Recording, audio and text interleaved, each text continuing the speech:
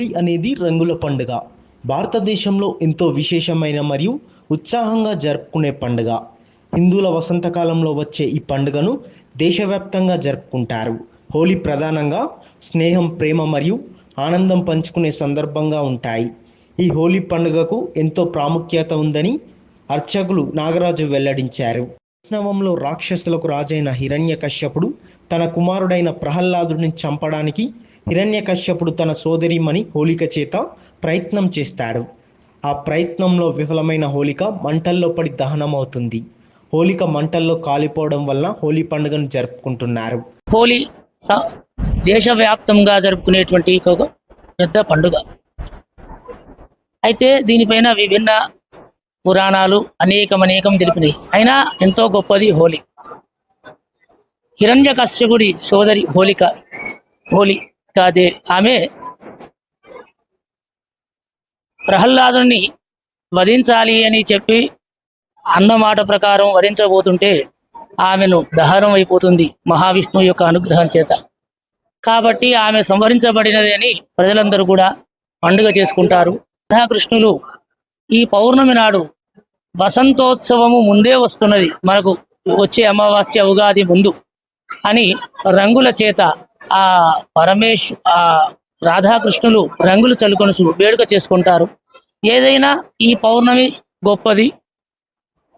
అందరూ బంధుత్వాన్ని, ప్రేమను పెంచుకోవాలని ఈ యొక్క రంగులను చల్లుకునే ఆచారం సనాతనంగా వచ్చినది. రంగులు చల్లుకోవడం వలన ప్రేమ వాత్సల్యాలు పరస్పరంగా ఉండాలి, ఆనందంగా ఉండాలి. రాబోయేది వసంతము, ఉగాది నుంచి వసంత ఋతువు.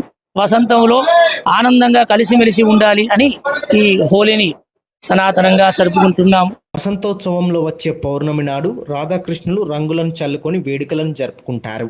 అలా ఆనాటి నుంచి హోలీ నాడు రంగులను చల్లుకొని పండుగను జరుపుకోవడం ఆనవాయితీగా వస్తుంది. రంగులు చల్లుకోవడంలోని పరమార్థము పసుపు, కుంకుమ, ముఖ్యంగా మోదుగు. భగవంతుడికి ప్రీతి అయినది మోదుగు వృక్షం. ఆ మోదుగు పూలను మనం శంకరునికి మన శివరాత్రి నాడు సమర్పిస్తాము. అవే పూలను మరిగించి ఆ రసముతోటి హోలీ చేసుకునేవారు పూర్వం. వాటినే ఒక పంపులలో పెట్టి కొట్టడం ద్వారా ఆ పరమేశ్వరుని ప్రీతి అయిన, దేవతలకు ప్రీతి అయినటువంటి ఒక మోదుగ వృక్షంలో అనేక ఔషధాలు ఉంటాయి. వాటిని చల్లుకోవడం వలన రానున్న వసంత ఋతువు నుంచి మన శరీరము గట్టి దృఢత్వాన్నిచ్చి మేధస్సు పెరిగి చక్కగా ఎదుటి వారి యందు ప్రేమ కలిగి ఉంటాము, ప్రతి మనిషిని కూడా గౌరవిస్తాము అని అనేక విధములైనటువంటి యొక్క పురాణాలు ఈ హోలీ పండుగ నాడు ఉన్నది. అది పౌర్ణమి నాడు మనం హోలీ జరుపుకోవడంలోని తాత్పర్యం ఇది. వేరే ఇప్పుడు వచ్చినటువంటి రంగులతో చేసుకునేది హోలీ కాదు. నిజమైన హోలీ పసుపు కుంకుమలు, స్వచ్ఛమైన పసుపు కుంకుమలు, మోదుగు పూలతోటి చేసిన రసాయనంతో మాత్రమే హోలీ జరుపుకోవడం ద్వారా మన శరీరం కూడా దృఢత్వాన్ని ఇస్తుంది.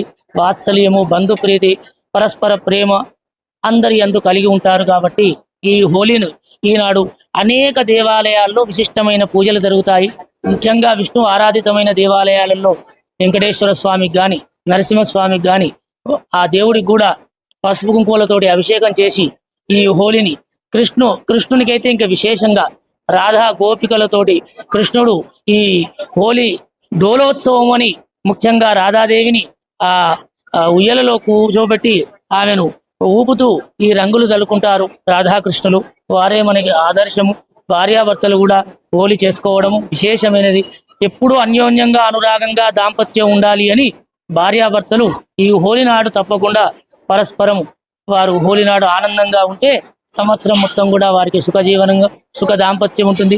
బంధువర్గము, భావమరుదులు, ఇటు మరుదళ్ళు, ఆడబిడ్డలు, ఇది పరస్పరం ఆడవాళ్ళుగా, మగవాళ్ళుగా హోలీ జరుపుకుంటారు. హోలీ ఎంతో విశిష్టమైనది. ఈనాడు కాముని దహనమైనది. కోరికలన్నీ సంహరించబడ్డాయి. మనకి ఏ కోరికలు వద్దు. భగవంతుడు మనకి ఏది కావాలో అది ఇస్తాడు. మన మేధాశక్తిని, విద్యను అనుసరించి మనకు ఉద్యోగం వస్తుంది. మన ధర్మాన్ని అనుసరించి మనకు భగవంతుడు అనేకం ప్రసాదిస్తాడని హోలీ నాడు అందరూ వేడుకలు చేసుకుందాము. రంగులు, చక్కటి రంగులను, అంటే ప్రకృతిలో నుంచి వచ్చిన రంగులనే వాడాలి. ఈ ఆర్టిఫిషియల్గా కెమికల్ రంగులను వాడకుండా అందరం హోలీ చేసుకొని ఆ పరమేశ్వరుని యొక్క అనుగ్రహం పొందాలి.